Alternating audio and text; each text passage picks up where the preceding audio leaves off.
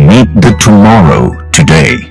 ICFI is the bridge between tomorrow and today. Bridge between aspirations and accomplishment.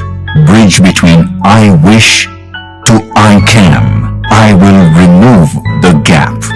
Welcome to the I am ICFI.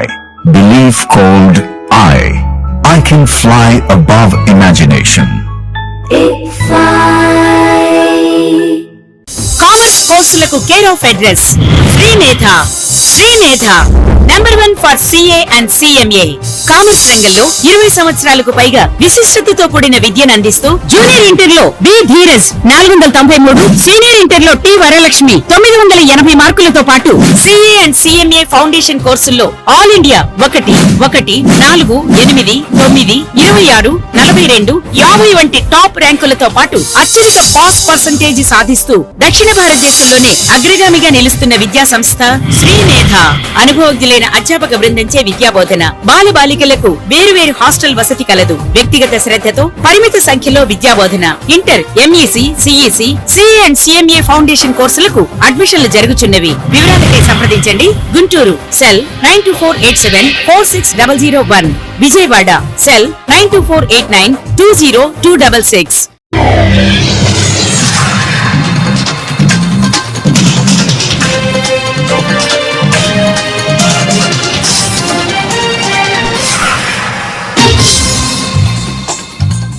నమస్కారం, city news కి స్వాగతం. ఈనాటి వార్తా విశేషాలు. CM Chandrababu అధ్యక్షతన జరిగిన పాలిట్ బ్యూరో సమావేశం జరిగింది. ఈ భేటీలో మహానాడు నిర్వహణ ప్రధాన అజెండాగా చర్చ జరిగింది. దీనికి సంబంధించిన పలు అంశాలపై పార్టీ నేతలకు చంద్రబాబు దిశానిర్దేశం చేశారు. కార్యకర్తే అధినేత అనేది మహానాడులో ప్రతిబింబించాలి. మహిళలకు టీడీపీ ఇస్తున్న ప్రాధాన్యం అందరికీ అర్థమయ్యేలా చాటాలి. సాంప్రదాయ ఓటును జాగ్రత్తగా కాపాడుకోవాలి. జనాభాలో 50% ఉన్న బీసీలు పార్టీ ఆవిర్భావం నుండి వెన్నుదన్నుగా ఉన్నారు. వారి అభివృద్ధికి పార్టీ కట్టుబడి ఉందనే సందేశం స్పష్టంగా వెళ్లాలి. హైబ్రిడ్ విధానంలో నిర్వహించే మహానాడును విజయవంతం చేయాలని సూచించారు.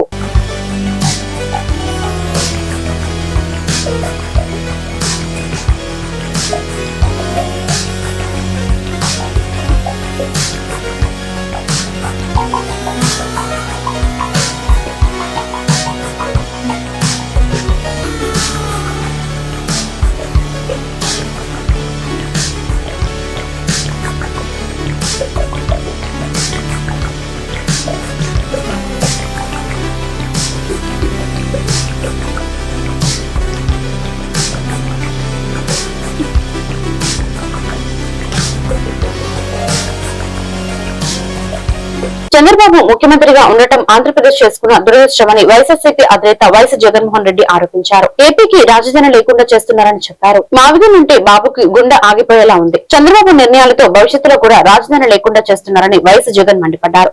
ప్రజల బాగోగులకు చంద్రబాబు గాలికి వదిలేశారన్నారు. రాష్ట్రాన్ని జంగిల్ రాజు మార్చేశారు. ఎవరైనా ప్రశ్నిస్తే కేసులతో అణగదొక్కుతున్నారు. 2 ఏళ్లలో ఏ మంచి చేశారో చంద్రబాబు చెప్పాలి.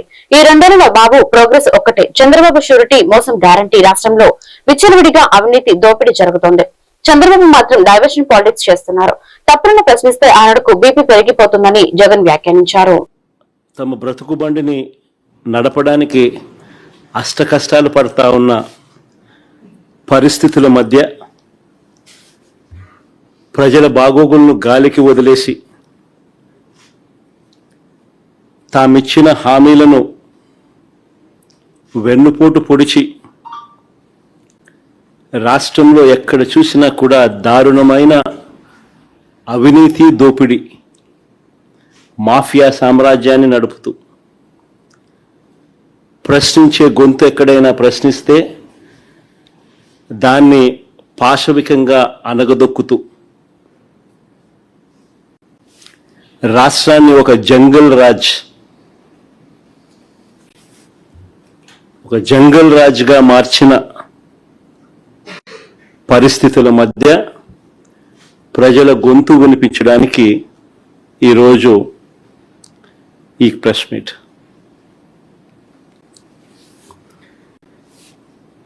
ఈ 2 ఏళ్ళు అవుతా ఉంది దాదాపుగా చంద్రబాబు నాయుడు గారు ప్రభుత్వం ఏర్పడి. ఈ 2 ఏళ్లుగా చంద్రబాబు నాయుడు గారు ప్రజలకు ఫలాని మంచి చేశాను అని చెప్పి చెప్పుకునే పరిస్థితి ఏదీ లేదు. 2 ఏళ్ల ప్రోగ్రెస్ రిపోర్ట్ చూస్తే ఒకే ఒక పాయింట్ మనందరికీ కూడా మళ్ళీ మళ్ళీ కనిపించే పాయింట్, బాబు ష్యూరిటీ, మోసం గ్యారంటీ. ఇది ఈ 2 ఏళ్ల బాబు పరిపాలన తీరును ఒకసారి గమనిస్తే మళ్ళీ ఒకసారి మనందరికీ కూడా కనిపించే నిజం. ఈ 2 ఏళ్లుగా ప్రజలను తాను వెన్నుపోట్లను పొడుస్తూనే ఉన్నాడు.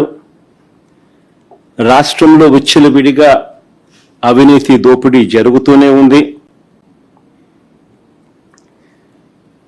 వీటి అన్నిటి నేపథ్యంలో చంద్రబాబు నాయుడు చేస్తా ఉన్న రాజకీయాలు ఏమిటి అని అంటే డైవర్షన్ పాలిటిక్స్.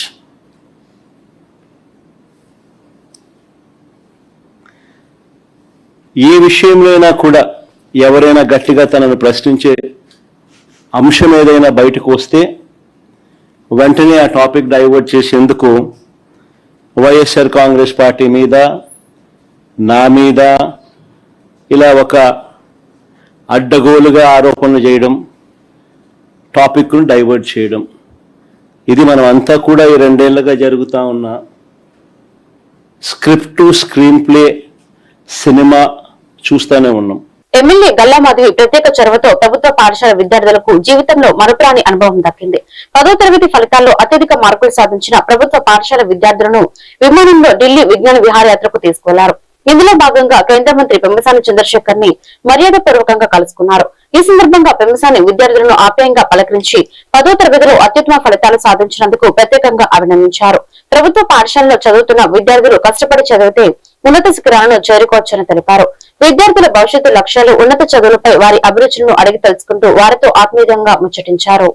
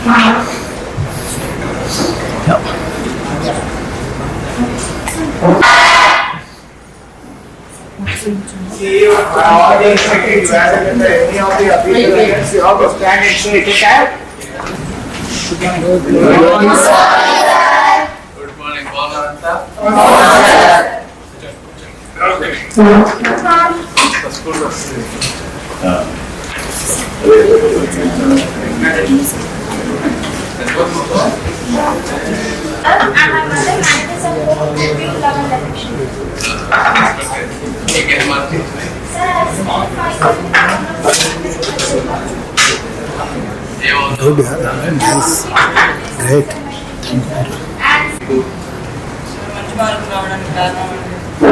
టీచర్స్ వారి 100 days యాక్షన్ ప్లాన్ హెల్ప్ఫుల్ గా ఉంది సార్. బాగా ఇంపార్టెంట్ క్వశ్చన్స్ అవన్నీ టైం టేబుల్ మొత్తం పక్కాగా పెట్టారు సార్ గవర్నమెంట్. దానివల్ల స్టడీ అవర్స్ అన్ని చదివి మంచిగా స్కోర్ చేయడానికి వెళ్ళిపోయింది. Chartered accountant. Very good. Inner ring road సమీపంలో టీచర్స్ కాలనీలో భారీ అగ్ని ప్రమాదం జరిగింది. అండర్ గ్రౌండ్ డ్రైనేజీ పనుల కోసం తీసుకొచ్చిన పైప్ లైన్లు ఖాళీ ప్రదేశంలో ఉంచారు. కోర్టు కేసుల కారణంగా భూగర్భ డ్రైనేజీ పనులు నిలిచిపోవడంతో నిర్మాణ సంస్థ గత 10 ఏళ్ల నుంచి పైపులు అక్కడే వదిలేసింది. నిర్వహణ కూడా సరిగ్గా పట్టించుకునే పరిస్థితి నెలకొంది. పైపుల వద్ద భారీగా చెత్తా చెదారం పేరుకుపోయింది. ఈ క్రమంలో పైపులు దగ్ధమై పెద్ద ఎత్తున మంటలు వ్యాపించి దట్టమైన పొగ అలుముకోవడంతో స్థానికులు భయాందోళనకు గురయ్యారు.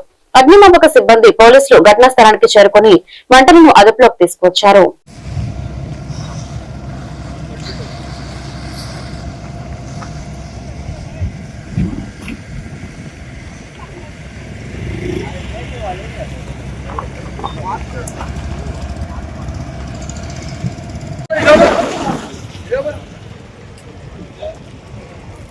ఫోన్ కొట్టేసి ఆల్రెడీ మీ అపార్ట్మెంట్ రోడ్ ఇమ్మని సీరియల్కి.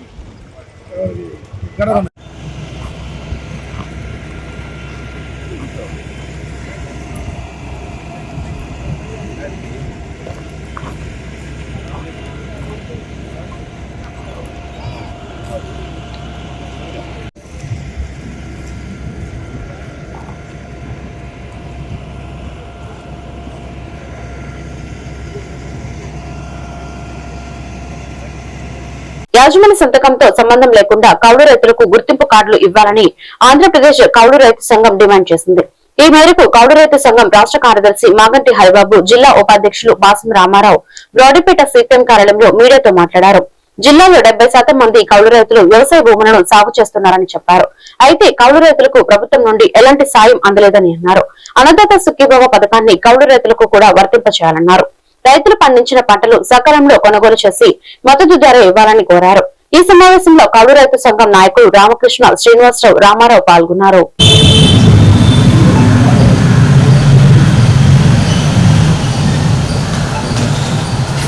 ఆంధ్రప్రదేశ్ కౌలు రైతుల సంఘం రాష్ట్ర మహాసభ ఉదయంలో కౌలు రైతులకు సంబంధించి అనేక సమస్యల మీద తీర్మానాలు చేసింది. ప్రధానంగా ఈ ప్రభుత్వం అధికారంలోకి రాకముందు పాత చట్టాన్ని మార్చేస్తాం, కొత్త చట్టం తీసుకొచ్చి కౌలు రైతులందరికీ సంక్షేమ పథకాలు, ప్రధానంగా అన్నదాత సుఖీభావ 20,000 అందరికి ఇస్తామన్నారు. పాత ప్రభుత్వం ఊసి కౌలు రైతులకి అప్పటి రైతు భరోసా ఇవ్వకపోతే రైతులకి కులాలింటి అందరూ రైతులే కాబట్టి మేము అందరికీ ఇస్తామని మాట ఇచ్చాము. కానీ ఏరు దాటేదాకా ఏటి మల్లయ్య, ఏరు దాటిన తర్వాత బోడి మల్లయ్యలాగా అధికారంలోకి వచ్చిన తర్వాత ప్రత్యేకించి అచ్చెన్నాయుడు గారు ప్రభుత్వం భూస్వాములకి లొంగిపోయి 2 సంవత్సరాలైనా పాత చట్టాన్ని మార్చడానికి చొరవ చేయటం కానీ, ప్రయత్నం కానీ, దాన్ని ముసాయిదా తయారు చేసి అసెంబ్లీలో పెట్టి చట్టం చేసి కౌలు రైతుల సంక్షేమం కోసం, మేలు కోసం చేస్తున్న ప్రయత్నం సున్నాగా కనిపిస్తుంది.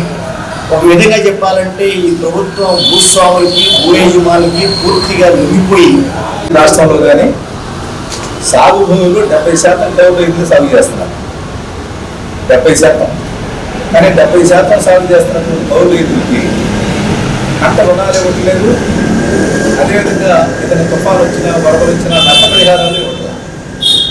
పంట రుణాలేమో భూ యజమానికి పోతాయి, నష్టపరిహారాలు కూడా వాళ్ళకి ఇవ్వాలి. కాబట్టి యజమాని సంతకంతో నిమిత్తం లేకుండా ఆ గ్రామంలో ఎవరు కౌలు చేస్తున్నారో అందరికి తెలుసు. కాబట్టి ఎవరైతే కౌలు చేస్తున్నారో, అంటే ఎవరైతే పండిస్తున్నారో వాళ్ళకే గుర్తింపు కల్పించి రుణాలు ఇవ్వాలి. అదేవిధంగా అన్నదాత సుఖీభావ బ్రహ్మాండంగా చేస్తున్నామని కేంద్ర రాష్ట్ర ప్రభుత్వాలు చెప్పుకోండి. ఎవరు చేస్తున్నారు, ఎవరికి ఇస్తున్నారు? అన్నదాత సుఖీభావ 2 సార్లు ఇచ్చినా, 3 సార్లు ఇచ్చినా భూ యజమానికి ఇస్తున్నారు. సాగు చేసేటువంటి రైతుకి ఇవ్వట్లేదు, కౌలు రైతుకి ఇవ్వట్లేదు. దాని పేరు కూడా పెట్టుబడి సహాయం. అది మరి పెట్టుబడి సహాయం సాగు చేయనటువంటి రైతుకి ఇస్తే, భూ యజమానికి ఇస్తే ప్రయోజనం ఉంది. అందుకని ఖచ్చితంగా ఈ అన్నదాత సుఖీ ఏటుకూరు గ్రంథాలయంలో వేసవి శిక్షణ శిబిరాలు ఉత్సాహంగా కొనసాగుతున్నాయి. ఇందులో భాగంగా పుస్తక పఠనంపై విద్యార్థులకు అవగాహన కల్పించారు. సెల్ ఫోన్ వీడండి, పుస్తకాలు పట్టండి అంటూ ప్రత్యేక శిక్షణ ఇచ్చారు. గ్రంథాలయ సంచాలకులు కృష్ణమోహన్, జిల్లా గ్రంథాలయ సంస్థ చైర్మన్ వందనాదేవి, కార్యదర్శి సుబ్బారత్తమ్మ గ్రంథాలయాన్ని సందర్శించారు. గ్రంథాలయం భవనం శిథిలావస్థలో ఉన్నందున నూతన భవన నిర్మాణానికి చర్యలు తీసుకుంటున్నామని చెప్పారు. వేసవి కాలంలో గ్రంథాలయాలకు రావడం ద్వారా సమాజంలోని అన్ని అంశాల పట్ల అవగాహన పెంచుకోవచ్చని చెప్పారు. ఈ కార్యక్రమంలో గ్రంథాలయ అధికారి గిరిధర్ పాల్గొన్నారు. పోయినప్పుడు అక్కడ ఏమైనా గమనిస్తారు కదా, మీరు అక్కడ జరిగే విషయాలు గమనించారా? కళ్ళు మూసుకొని పోతారా? టెంపుల్ పోతారు, ఏమైనా చూస్తూ పోతారు కదా. ఆ పోయినప్పుడు అవన్నీ మీరు ఏమన్నా అక్కడ అది చూసింటారు, చూసేసి వాటిని గుర్తు పెట్టుకుంటారు. అవన్నీ తీసుకొని వచ్చేసేసి అమ్మతో షేర్ చేసుకుంటారు అన్నట్ల. అట్లాంటివి పనిలే మీరు పేపర్ మీద రాసుకొనేసేసి ఒక స్టోరీ లాగా కూడా రాసి చేయొచ్చు అతలాగా కదా. న్యూస్ పేపర్ కి చిన్న చిన్న కానీ ఎక్కడ ఏం కానీ లేదంటే పప్పుల్లో కానీ ఎక్కడ ఏం జరిగేది కానీ మనకు అన్ని విషయాలు తెలుస్తాయి కదా. అందుకని విశేషానికి న్యూస్ పేపర్ కంపల్సరీ చదవాల. ఇంగ్లీష్ పేపర్ కానీ అన్నీ ఉంటాయి మీరు అటు బాబుకి టైం దొరికినప్పుడు అంతా వస్తారు చదువుకోవాలి. సార్ వస్తున్నారు.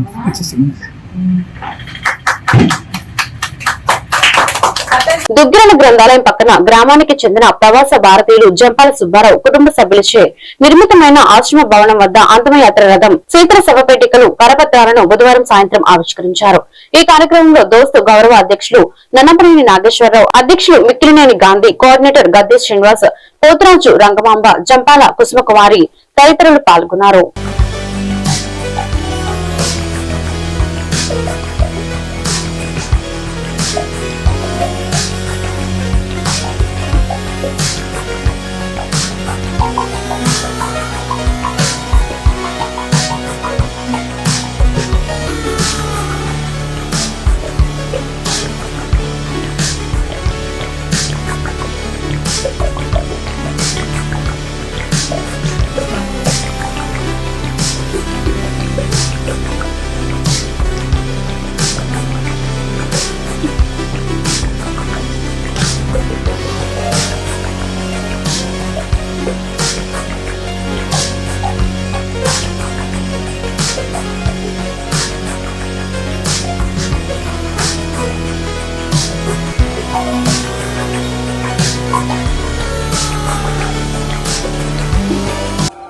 అందరికీ నమస్కారం. ముఖ్యంగా ఈరోజు మేము ఈ వేడుక ఎందుకు చేసుకుంటున్నామంటే, మాకు చింతమనేని అప్పమాంబ అప్పారావు గారి జ్ఞాపకార్థం పిచ్చయ్య చౌదరి గారు మాకు ఒక వ్యాన్ బహుకరించారు. అలాగే పర్వతనేని సుబ్బారావు గారి తరఫున వాళ్ళ భార్య ఉషారాణి గారు కూడా బాక్స్ సంపలిచ్చారు. ఈయనేమో వ్యాన్ ఇచ్చారు పిచ్చయ్య చౌదరి గారు, పర్వతనేని సుబ్బారావు గారేమో బాక్స్ ఇచ్చారు. ఈ సందర్భంగా ఈ తరఫున నన్నపనేని బాపనయ్య గారు వాళ్ళ కుటుంబ సభ్యులందరి తరఫున మాకు 1,50,000 ఇచ్చారు. ఇంకొక బాక్స్ చేయించడం కోసం మరలా మాకు అందుబాటులో ఉండడం కోసం వేరే ఫండ్స్ కోసం కూడా ఇచ్చారు దోస్తుకి సంబంధించి. అలాగే మాకు ఇప్పుడు కంభంపాటి బాలాజీ గారు వాళ్ళ భార్య తరఫున ఇంతకుమారావు గారు కుటుంబ సభ్యులచే నిర్మితమైనటువంటి ఆశ్రయ భవన్ దగ్గర దోస్తు సభ్యులందరం కూడా సమావేశం అవడం జరిగింది. దీనికి ఈ రోజు ముఖ్య కారణం ఏంటంటే, మనకి కొంతమంది దాతలు అంతిమ యాత్ర రథం ఒకటి, అట్లాగే మార్చురీ ఐస్ బాక్స్ ఒకటి, ఇవన్నీ కూడా ఇచ్చున్నారు. అవి గ్రామస్తులకి పరిసర గ్రామ ప్రజలకు తెలియజేసే ఉద్దేశంతో ఒక పాంప్లెట్ తయారు చేయించాము. ముఖ్యంగా చింతమనేని అప్పారావు గారు, అప్పమాంబ గారుల పేరు మీదుగా వారి కుమారుడు ఎన్ఆర్ఐ డాక్టర్ చింతమనేని పిచ్చయ్య చౌదరి గారు మనకి వెహికల్ ఒకటి దానం చేస్తున్నారు. అలాగే మనకి పర్వతనేని సుబ్బారావు గారి భార్య గారు వారు ఒక ఐస్ బాక్స్ ఒకటి ఇచ్చున్నారు. అందరికీ నాకు కృతజ్ఞతలు తెలియజేసుకున్నాను.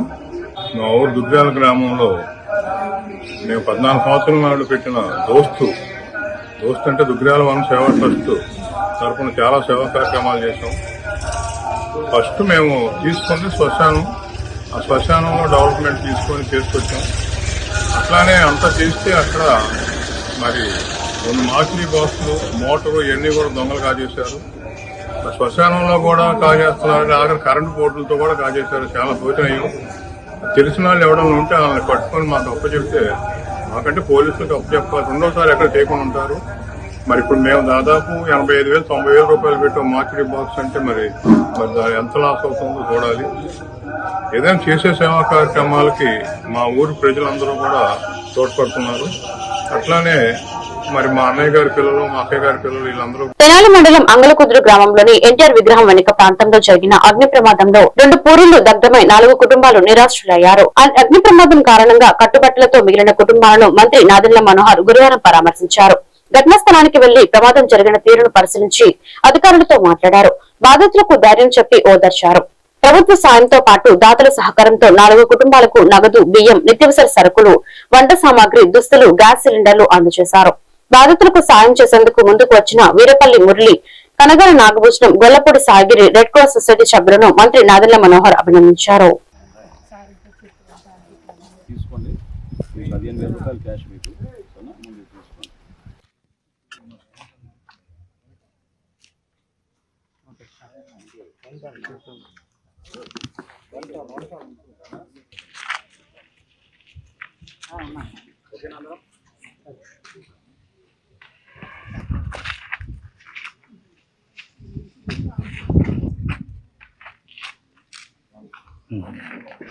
అంగల్కుదురులో జరిగిన సంఘటన ఎప్పుడైతే పాపం ఈ ఎండాకాలంలో చాలా సందర్భాల్లో తీవ్రమైన వడగాల్పులు, వాటితో కూడిన గాలి, ప్రత్యేకంగా అగ్ని ప్రమాదాలు ఈ టైంలో జరుగుతూ ఉంటాయని అందరం కూడా అప్రమత్తంగానే ఉంటున్నాం. అయినా కానీ పాపం 2 ఇళ్లలో సుమారు 4 కుటుంబాలు, చాలా పేదవాళ్ళు, పాపం వాళ్ళు కష్టాయుతం పనులకు వెళ్ళే వ్యక్తులు. నిన్న ఈ సంఘటన జరగడం చాలా బాధాకరం. ప్రాణ నష్టం ఏం కలగకుండా వాళ్ళందరినీ కూడా కాపాడుకునే విధంగా అధికార యంత్రాంగం, స్థానికంగా ఉన్న పెద్దలు, రాజకీయ నాయకులు అందరూ కూడా కలిసి కృషి చేసి ఒక ధైర్యం నింపడం జరిగింది.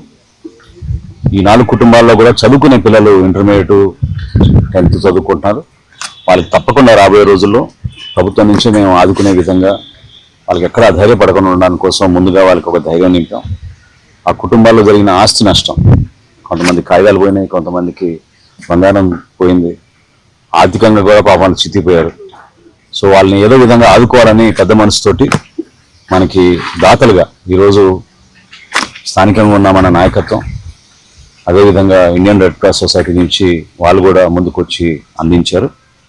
ప్రభుత్వం నుంచి ముందుగా ఇమీడియట్గా తక్షణ సహాయంగా వాళ్ళకి ప్రతి కుటుంబానికి 5,000 రూపాయలు, 20 కిలోల బియ్యం, అదేవిధంగా వాళ్ళకి వండుకోవడానికి. మాజీ ముఖ్యమంత్రి వైఎస్ జగన్మోహన్ రెడ్డి మాటలు అవగాహన రాహిత్యానికి నిదర్శనమని రాష్ట్ర పౌర సరఫరాల శాఖ మంత్రి నాదెండ్ల మనోహర్ అన్నారు.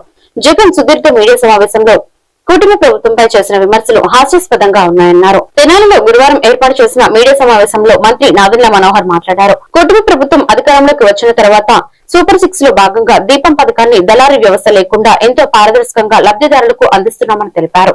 ఇప్పటి వరకు 5 విడతలుగా 48 లక్షల మంది లబ్ధిదారులకు గ్యాస్ సిలిండర్లు పంపిణీ చేయడంతో పాటు నగదు కూడా వారి ఖాతాల్లో జమ చేయడం జరిగిందన్నారు. ఈ రోజు ఆంధ్రప్రదేశ్ మాజీ ముఖ్యమంత్రి జగన్మోహన్ రెడ్డి గారు పత్రికా విలేకరులతోటి సుదీర్ఘమైన ఒక ప్రెస్ కాన్ఫరెన్స్ ఏర్పాటు చేసి కొన్ని అభ్యంతరకరమైన విషయాలు, అదేవిధంగా ప్రభుత్వం పైన ఆయన చేసిన విమర్శలకి ఖచ్చితంగా ప్రజలకు అందించే విధంగా సమాచారం ఒక బాధ్యతతోటి ఈరోజు నేను ముందుగా ఈ పత్రికా సమావేశం ఏర్పాటు చేశాను. మా పౌర సరఫరాల శాఖకు సంబంధించిన 2 ముఖ్య అంశాలు. ఒకటి, దీపం పథకం కింద రాష్ట్ర వ్యాప్తంగా ఒక అద్భుతంగా పారదర్శకంగా జరుగుతున్న కార్యక్రమం గురించి ప్రజల్ని తప్పుదారి తీసుకెళ్లే విధంగా జగన్మోహన్ రెడ్డి గారు మాట్లాడారు. 2024 జూన్లో మా ప్రభుత్వం ఏర్పడిన తర్వాత గౌరవ ముఖ్యమంత్రి గారు, అదేవిధంగా గౌరవ ఉప ముఖ్యమంత్రి గారు దీపావళికి 2 రోజుల ముందు సమావేశాలు ఏర్పాటు చేసి రాష్ట్ర వ్యాప్తంగా దీపం పథకం సూపర్ 6 లో భాగంగా మేము ప్రారంభించాం. ప్రాథమిక అంచనాల ప్రకారంగా ఎవరైతే అర్హత ఉందో అర్హత ఉన్న ప్రతి ఒక్కరికి ఈ పథకం అందించే విధంగా చాలా ట్రాన్స్పరెంట్ గా కేంద్ర ప్రభుత్వంతో అనుసంధానం చేసుకుని, ఎందుకంటే 3 గ్యాస్ కంపెనీలు, భారత్ పెట్రోలియం కానివ్వండి, ఐఓసీఎల్ కానివ్వండి, హెచ్పిసిఎల్ కానివ్వండి, ముగ్గురుతో అనుసంధానం చేసుకుని ఎక్కడ కూడా మధ్యవర్తులు లేకుండా పర్ఫెక్ట్ గా జరిగే కార్యక్రమాన్ని మా ఎన్డీఏ ప్రభుత్వం సూపర్ 6 లో భాగంగా ప్రారంభించినప్పుడు నవంబర్ 24లో మొదటి విడత 97,36,000 మంది లబ్ధిదారులు ఆ రోజున గ్యాస్ బుక్ చేసుకుని వినియోగించుకున్నారు. 764 కోట్ల రూపాయలు వాళ్ళ ఖాతాలకు జమ చేశాం. డెలివరీ జరిగిన 3 రోజుల్లోనే ఈ కార్యక్రమం అందించే విధంగా కేంద్ర ప్రభుత్వం సహకారంతో, ఎందుకంటే ఈ డేటా, ఈ సమాచారం కేంద్ర ప్రభుత్వంతో ముడిపడి ఉంటుంది కాబట్టి ఎప్పుడైతే లబ్ధిదారులు డబ్బులు కట్టి డెలివరీ అవుతుందో సిలిండర్, ఇమ్మీడియట్ గా ఆ ప్రక్రియ ప్రారంభమై డెలివరీ అయిన 3 రోజులకి వీళ్ళ ఖాతాలోకి డబ్బులు జమ చేసే విధంగా ఆ కార్యక్రమాన్ని మొదలుపెట్టాం. విజయవంతంగా ఇప్పటి వరకు 4 విడతలు పూర్తి చేశాం. అంటే మా ప్రభుత్వం వచ్చిన 5 నెలలకే ఈ కార్యక్రమం ప్రారంభించి గ్యాస్ సిలిండర్ సంవత్సరానికి 3 ఏదైతే మేము వాగ్దానం చేసాం సూపర్ 6 లో భాగంగా అది అందరికీ అందే విధంగా పారదర్శకంగా తీసుకుంటూ వస్తున్నాం. 2వ విడతలో 93 అంతర్జాతీయ మానవ హక్కుల కమిషన్ ఆంధ్రప్రదేశ్ చాప్టర్ నూతన కమిటీని ఏర్పాటు చేస్తున్నట్లు సంస్థ అధ్యక్షుడు డాక్టర్ కుందవరం రాజానందన్ విజ్ఞానం ప్రకటించారు. రాష్ట్ర అధ్యక్షుడిగా బట్టు రాజేష్ ను నియమించి నియామక పత్రాన్ని అందించారు. ఆయనతో పాటుగా రాష్ట్ర కమిటీ ప్రతినిధులకు సైతం నియామక పత్రాలను అందజేశారు. ఈ సందర్భంగా రాజానందన్ విజ్ఞాన బట్టు రాజేష్ విజయవాడ ప్రెస్ క్లబ్ లో విలేకరుల సమావేశంలో మాట్లాడుతూ రానున్న రోజుల్లో రాష్ట్ర కమిటీ ఆధ్వర్యంలో ప్రజా సమస్యలపై రాజీలేని పోరాటం చేస్తామని స్పష్టం చేశారు. రాష్ట్రంలోని ప్రాథమిక ఆరోగ్య కేంద్రాల్లో కనీస వసతులు లేవన్నారు. 48% మంది వైద్యులు, 62% మందులు, 71% ఎక్స్రే సౌకర్యాలు అందుబాటులో లేక రోగులు అల్లాడుతున్నారన్నారు. ఆరోగ్యశ్రీ అమలు పూర్తిగా విఫలమైందన్నారు. ఉచిత వైద్యం అందించకుండా ప్రైవేట్ సంస్థలకు అవుట్సోర్సింగ్ ఇవ్వడం సరికాదన్నారు. జాతీయ నాయకులకు నాతోటి ఏర్పడుతున్నటువంటి క్రొత్త బృందం ఆంధ్రప్రదేశ్ రాష్ట్ర కమిటీకి నా ప్రత్యేకమైన కృతజ్ఞతలు చెల్లిస్తున్నాం.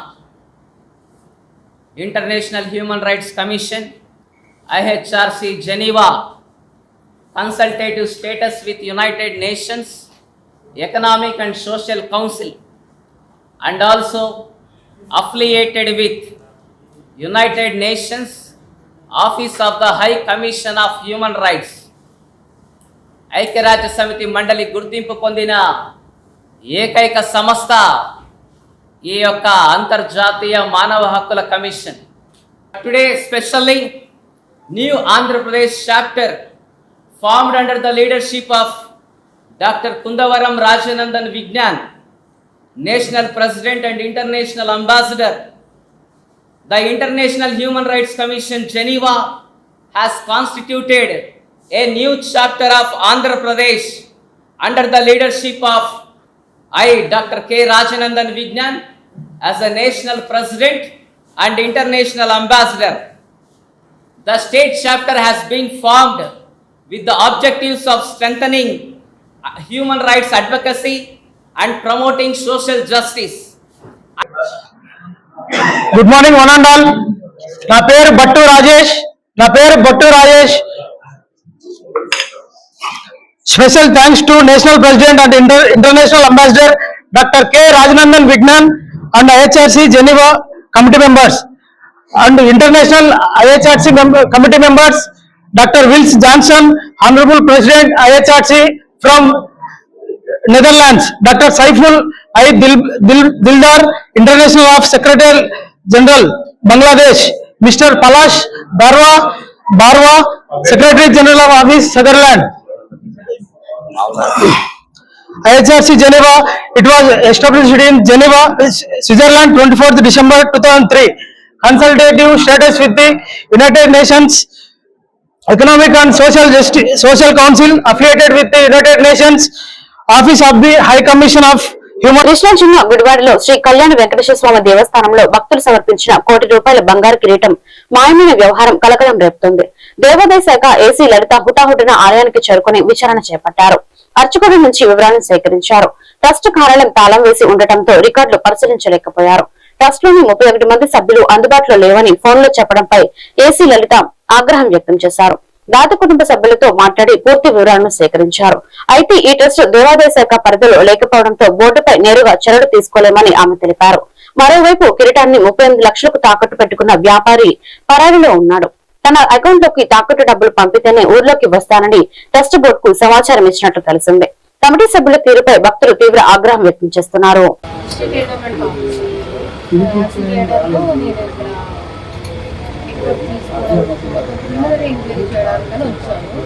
సో ఇక్కడ ఏంటంటే ఎవరు దాత ప్రజెంట్ అవైలబుల్గా లేరు.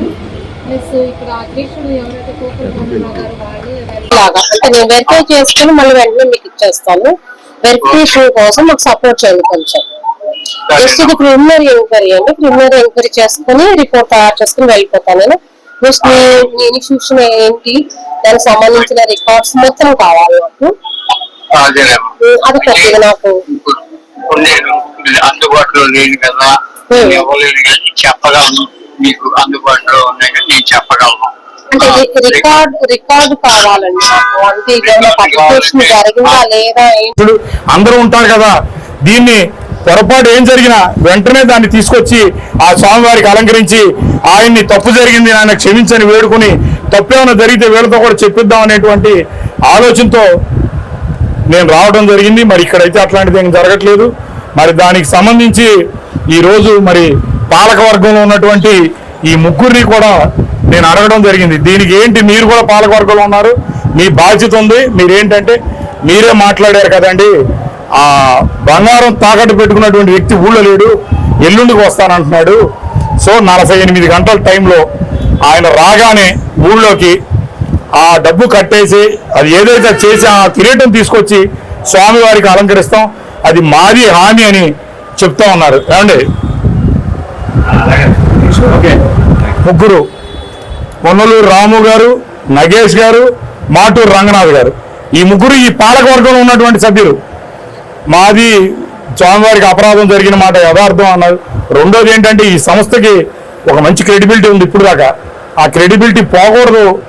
ఇది కూడా ఏంటంటే స్వామివారి విషయంలో అనేది ఒక. రెండోది, నేను ఎండోమెంట్స్ కమిషనర్ గారిని కోరేది ఏంటంటే భక్తులు ఇచ్చినటువంటి కానుకలు కానీ స్వామివారికి సమర్పించినటువంటి కానీ మీరు రికార్డు, నేను అవసరమైతే గవర్నమెంట్లో కూడా మాట్లాడతాను, రికార్డు మొత్తం ఆయన పిలిపించి మీరు వెరిఫై చేసి భక్తులు ఇచ్చిన కానుకలు దుర్వినియోగం అవుతున్నాయా, స్వామివారికి దక్కుతున్నాయా? స్వామివారికి దక్కాల్సినటువంటి కానుకల్ని ఎట్టి పరిస్థితుల్లోనూ దుర్వినియోగం అవడానికి వీల్లేదు. ఈ వార్తలు ఇంతటితో సమాప్తం. మరొక బిల్డింగ్ లో మళ్ళీ కలుద్దాం. నమస్కారం.